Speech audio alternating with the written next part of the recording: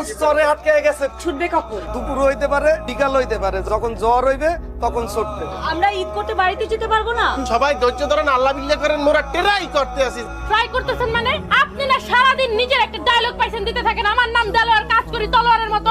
কই গেল আপনার তলোয়ার? আমাদের কালকে ঈদ করতে হবে না? যেমনে পারেন এই লঞ্চ এখন ছুটাবেন আপনি। এটা তো আমরা ইচ্ছাকৃত করিনি, বলতে বললেই হলো নাকি? কালকে সকালে ঈদ। আপনি যেভাবে পারেন আমাদের দুই বোনকে বাড়ি ফেরার ব্যবস্থা করে দেন। কালকে ঈদ না, আপনাকে দুই বোনের লেগে আইছে। আর এই লঞ্চে যারা খারাইয়া রয়েছে তাগুলো কি ঈদ নাই? আপনারা আমগো কাছে আমানত, আপনাদের পৌঁছানো তো আমগো দায়িত্ব মনে করি। নিজে গোটা চিন্তা করেন, মগোটা এক ফিট চিন্তা করতে পারেন না? আপনাকে বউ বাচ্চা, আপনাকে আত্মীয় স্বজন, আপনাকে সবাই দিয়ে ঈদ করতে চান। মোটটা কি বউ বাচ্চা না? ওইটা কি রক্তে মাংসে গড়া না? আপনারা তো একদম 10 দিন 12 দিন 7 দিন পরে ঢাকা যাইবেন। মগো কালকেই আবার লঞ্চ নিয়ে ফেরতে হইবে। এই ঈদের রাত থাকতে হয় মগো নদীতে। এতগুলি মানুষের সামনে আপনি যে কাজটা করলেন, এখন না করলেও কলম পারতেন।